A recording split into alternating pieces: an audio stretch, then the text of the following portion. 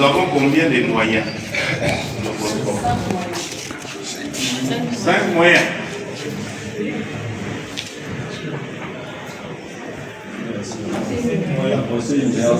C'est ça les moyens?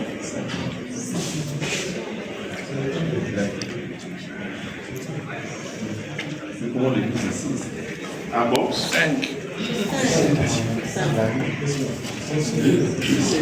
Nous allons, vous voyez, maintenant, les droits constitutionnels approfondis, n'est-ce pas? Ou en profondeur. Alors, je vous demande à lire l'article 90. Avant-dernier alinéa et les derniers alinéas. C'est l'article 90. Avant d'entrer en fonction, le Premier ministre présente à l'Assemblée nationale les programmes du gouvernement. Lorsque ce programme est approuvé à la majorité absolue des membres qui composent l'Assemblée nationale, celle-ci investit le gouvernement. Voilà. Aurélie, n'est-ce pas? Avant d'entrer en fonction, le Premier ministre présente à l'Assemblée nationale le programme du gouvernement. Ok? Dernier alinéa. Lorsque ce programme est approuvé à la majorité absolue de membres qui composent l'Assemblée nationale, celle-ci investit le gouvernement. On est d'accord? Oui. Y a-t-il un contrôle? Oui. Déjà l'article 90. Est-ce que le Parlement exerce un contrôle? Oui. Oui. Oui. Oui. Oui. Messieurs, l'article 138 nous énumère les moyens de contrôle. Ok? Oui.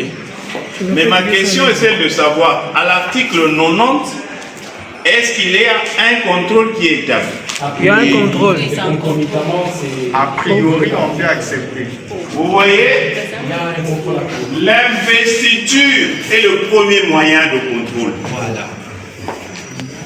C'est-à-dire l'Assemblée nationale qui est appelée à investir le gouvernement sur la base du programme présenté, exerce déjà un premier contrôle.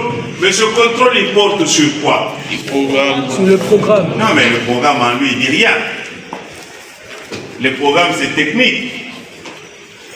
Économie, agriculture, mine, c'est ça le programme d'action. Tous les secteurs de la vie nationale. Mais en quoi consiste ce contrôle? Ce n'est pas le programme comme tel. Il y a quelque chose de caché.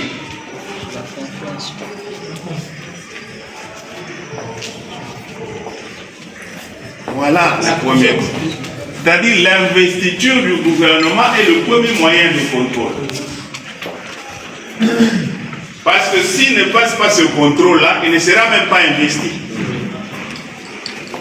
C'est un péage. Mais maintenant, ça consiste en quoi? Le premier moyen de contrôle, nous dirons que c'est l'investiture. Ok?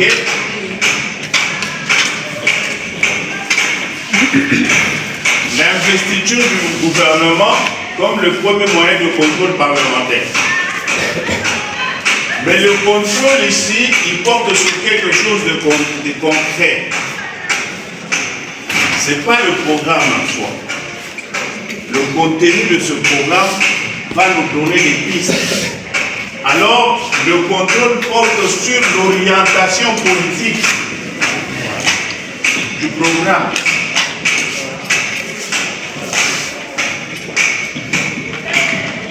C'est-à-dire le gouvernement qui présente son programme d'action, quand on fait une analyse complète de ce programme d'action, il va nous donner une orientation politique. Ok? Ici peut-être c'est pas trop connu, mais quand vous parlez de la gauche, de la droite, du centre, c'est ça l'orientation politique. Est-ce que ces actions du gouvernement, on peut les situer à la gauche, à la droite ou au centre? Si la majorité, elle est de gauche, le programme politique doit être de gauche. Le contrôle consiste à vérifier si l'orientation politique du programme d'action du gouvernement coïncide avec l'orientation politique de la majorité parlementaire. Si la majorité est de gauche, elle ne peut pas voter un programme politique de droite. Vous comprenez ça? C'est-à-dire qu'il doit y avoir un mariage entre le programme du gouvernement, son contenu, et l'orientation politique de la majorité.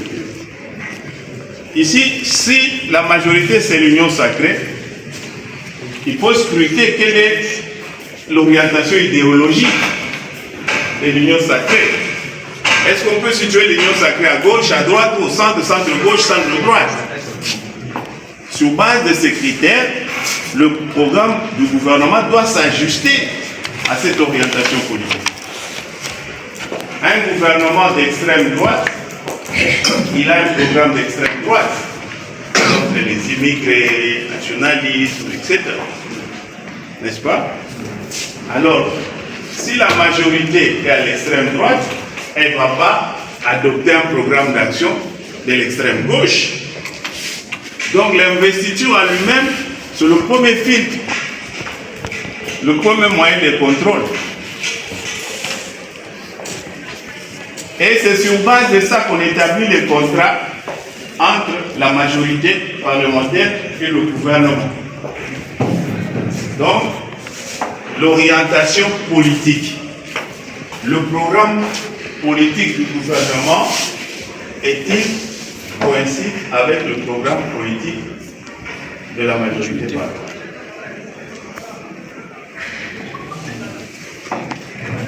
Et quel est l'essence si nous nous basons sur le principe de parallélisme des formes? Quel est l'acte contraire à l'investiture? La même autorité qui nomme, qui révoque. c'est elle qui révoque. Si le gouvernement le Parlement a investi, quel est le moyen juridique concret? La motion de censure. Voilà. La motion de censure.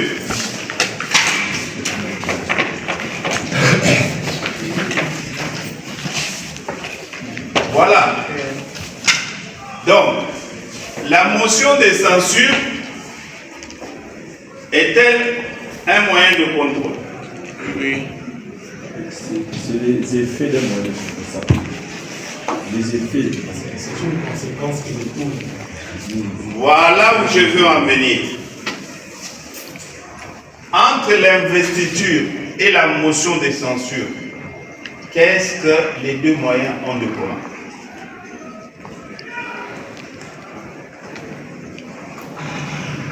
C'est le premier critère de contrôle. La confiance. La confiance. C'est le premier critère de contrôle. Ok?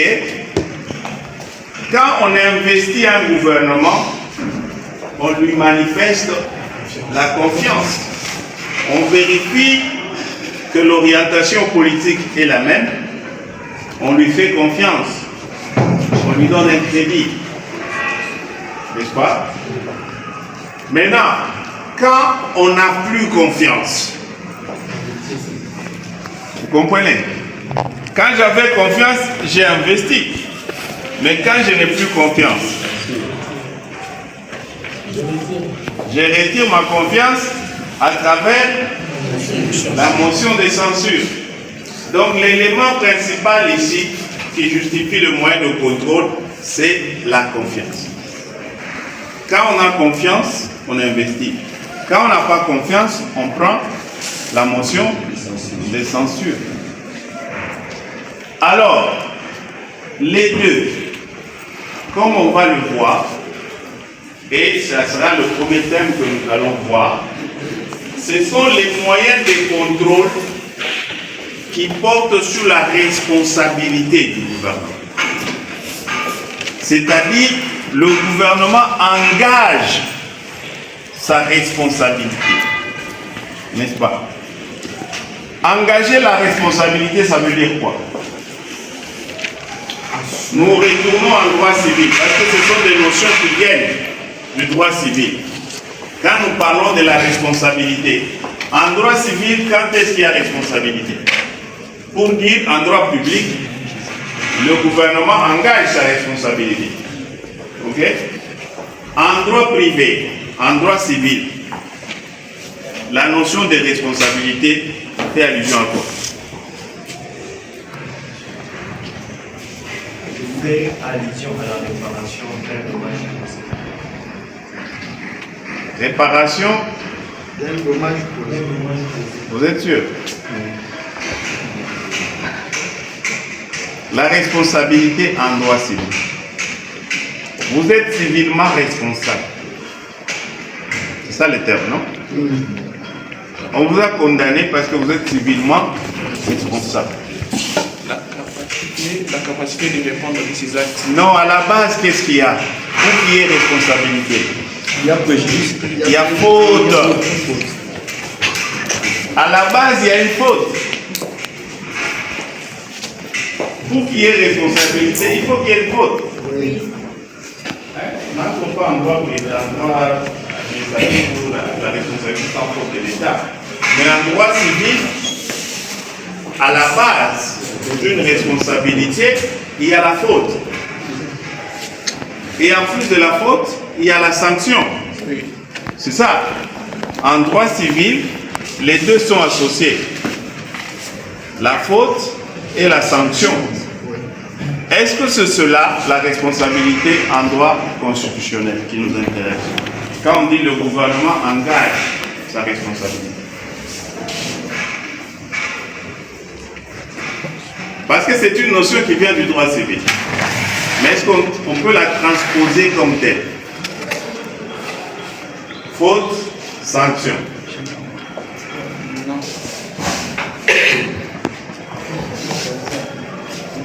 Monsieur les juristes, je veux le droit. Responsabilité civile ni pénale. C'est-à-dire, le gouvernement a failli à un engagement politique. Il a promis des choses. Il a promis de se comporter d'une manière. Il a promis des résultats. N'est-ce pas? C'est par rapport à un engagement politique. Le programme d'action, c'est en lui-même un engagement politique. Il peut être sanctionné parce qu'il n'a pas respecté son engagement politique. Et donc, la première notion des moyens de contrôle, il faut distinguer les moyens de contrôle qui conduisent à une sanction. C'est-à-dire, une fois que ces moyens sont initiés, à la fin de ce processus, il y a une sanction qui doit intervenir. Quels sont ces moyens? Les moyens qui conduisent à une sanction. Alors, si on revient à l'article 138, revenons à l'article 138. Les 5 moyens qui sont cités. Non, alors d'abord, les 5 moyens.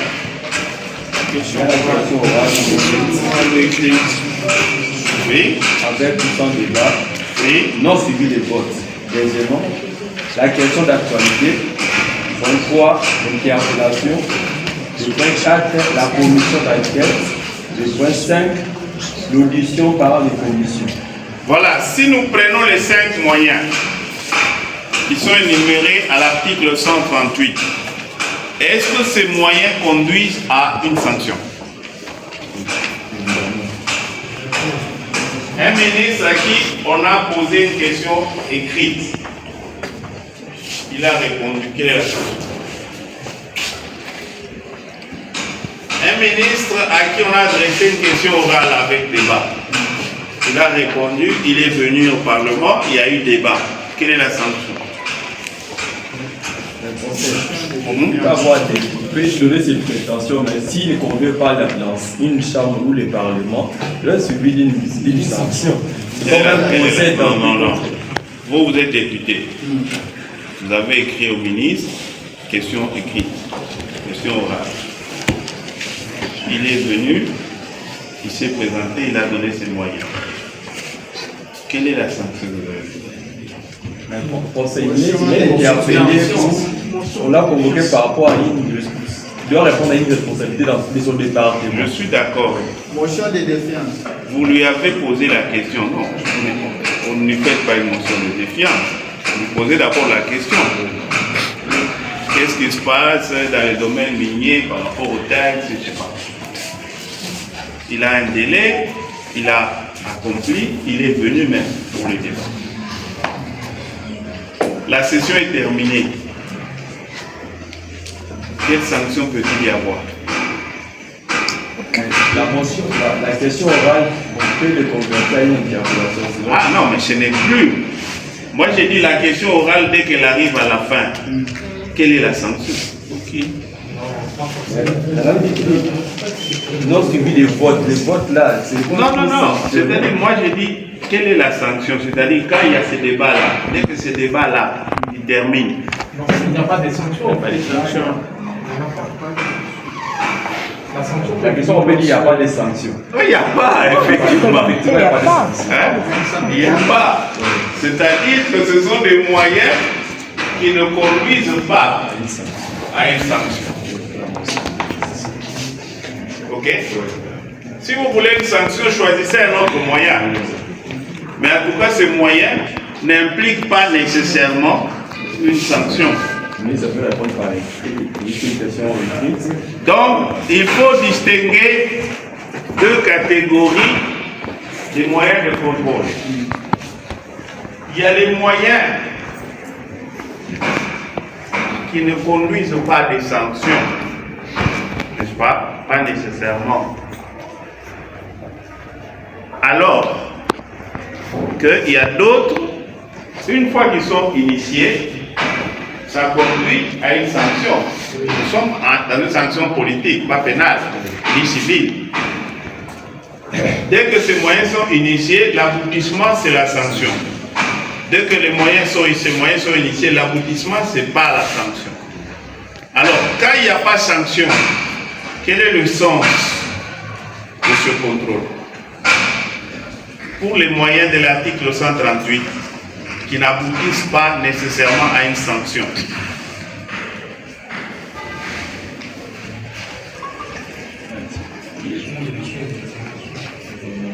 Très bien. Voilà. Nous avons les moyens d'information. Ce sont les moyens d'information. Parce que le Parlement, pour mieux exercer sa mission, il a besoin de l'information. Et il ne va pas aller chercher ça dans Google ou quelque part. Il doit chercher chez la personne attitrée. Et donc, ce sont les moyens d'information, les moyens par lesquels le Parlement se propose d'avoir toute l'information nécessaire pour éclairer sa religion. Il a besoin d'informations. Il n'a pas besoin de sanctionner. Pour mieux exercer ses prérogatives, il doit être informé et il recourt chez la personne attitrée, qui est le membre du gouvernement qui a plus d'informations et une information authentique. Ok? Alors que la deuxième catégorie, c'est la catégorie des moyens qui conduisent, qui aboutissent nécessairement à une sanction politique. Lesquels? Quels sont ces moyens? La motion de défiance et la motion de sanction. L'alinéa deuxième. Il y a la question d'actualité. Non. Ces moyens de contrôle s'exercent dans les conditions déterminées par le règlement intérieur de chacune des chambres et donc liés, les cas échéants, à la motion de défiance ou de censure. Le Premier ministre peut, après délibération du Conseil des ministres, engager devant l'Assemblée nationale la responsabilité du gouvernement sur le programme, sur une déclaration de politique générale ou sur le vote d'un texte. Y voyez-vous un moyen de contrôle?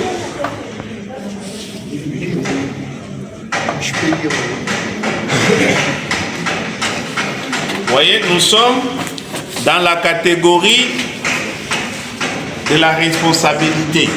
Ok? C'est-à-dire, le gouvernement engage sa responsabilité. Jusque-là, nous avons détecté combien de moyens? Lesquels? Nous avons la motion de censure et de défiance. Mais ici, à l'article 146, alinéa 1er, le gouvernement engage-t-il sa responsabilité? Oui. Mais quelle est la différence avec la motion de censure ou de défiance, telle que c'est disposé à l'article 146? La différence avec la motion de censure ou de défiance, c'est que ce sont des moyens qui conduisent à une sanction. Tandis que c'est l'engagement de la responsabilité du gouvernement par le Premier ministre mentionné dans l'alinéa premier de cet article ne conduit pas à une sanction. Non. C'est ça. Ok. Le problème, c'est que nous sommes dans les hypothèses où le gouvernement engage sa responsabilité politique. Ok? Sa responsabilité politique est engagée en cas de motion de défiance quand c'est individuel. Motion de censure quand c'est collectif. N'est-ce pas? Mais l'origine de ce moyen de contrôle, qui initie ce moyen de contrôle? Motion de censure, motion de défiance. Les députés. Vous voyez? L'engagement de la responsabilité politique procède des membres du Parlement. Un sénateur, un député ou un groupe. Ok? Il initie la procédure. Mais maintenant, le gouvernement peut aussi engager sa responsabilité politique, mais par sa propre initiative.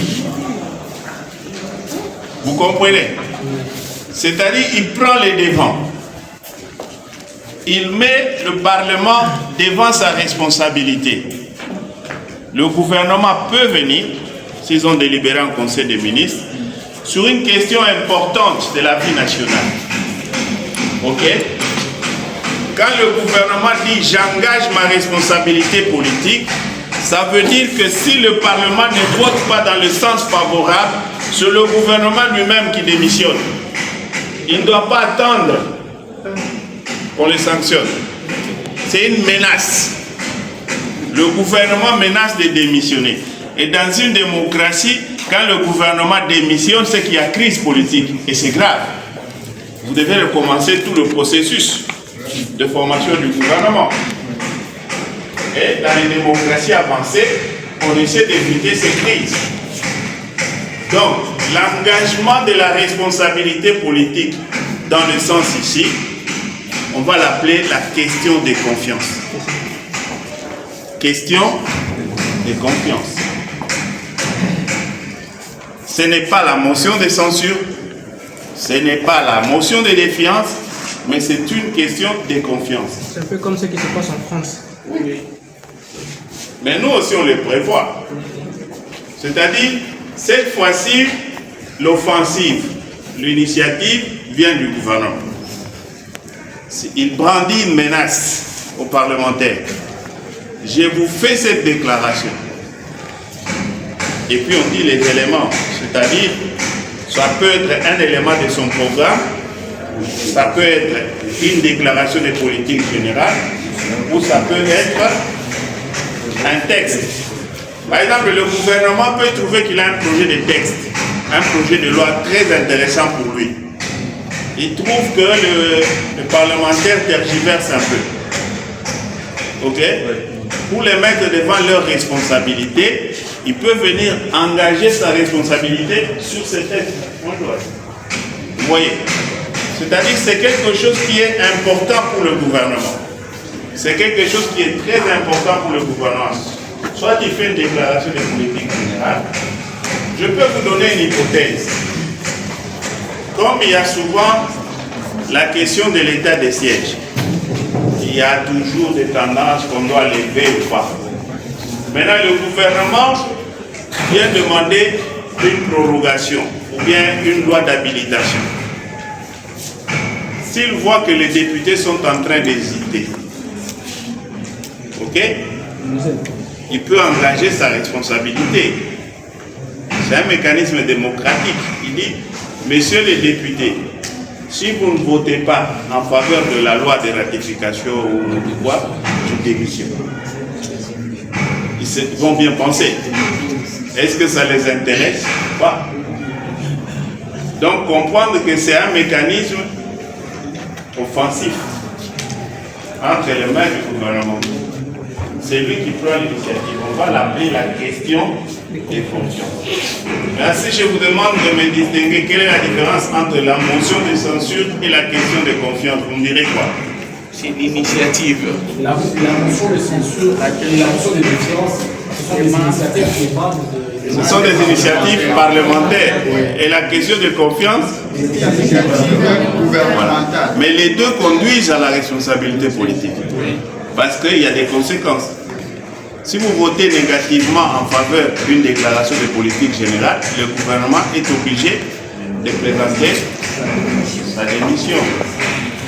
Est-ce que le gouvernement peut-il engager sa responsabilité devant le Sénat? Non. Hein? Non. Oui. Non. Parce qu'il dit, si c'est dit devant l'Assemblée nationale, mais est-ce que le gouvernement peut-il engager sa responsabilité devant le Sénat? Non. Oui. Lisons les derniers alinéas de l'article 146. Et attends. Le Premier ministre a la faculté de demander au Sénat l'approbation d'une déclaration de politique générale.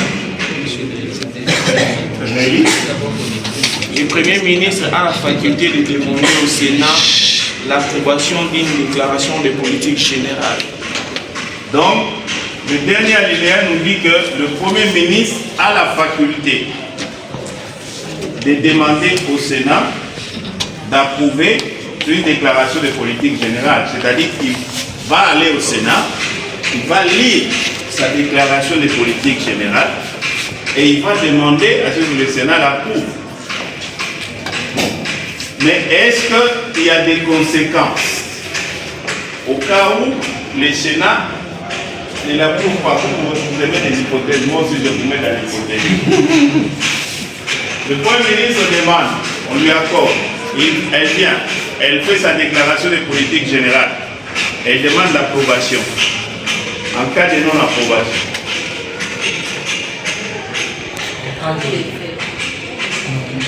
Il n'y aura aucun effet. Il n'y aura aucun effet. il n'y aura aucun effet. Oui.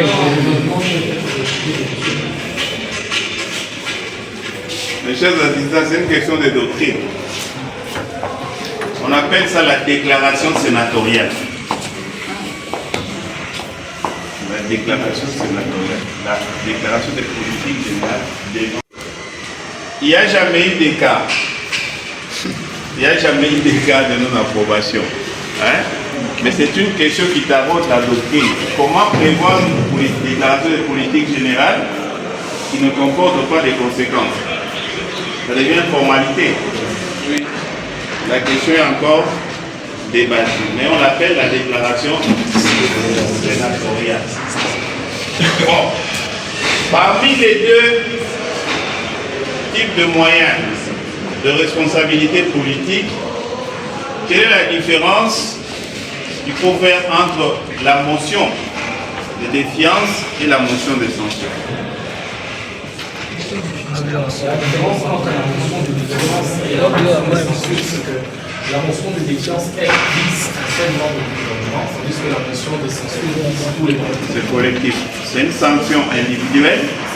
Dans l'autre cas, c'est une sanction collective. Maintenant, quelle est la procédure en ce qui concerne la motion de censure?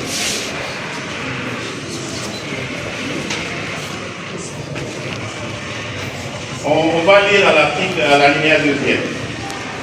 L'Assemblée nationale met en cause la responsabilité du gouvernement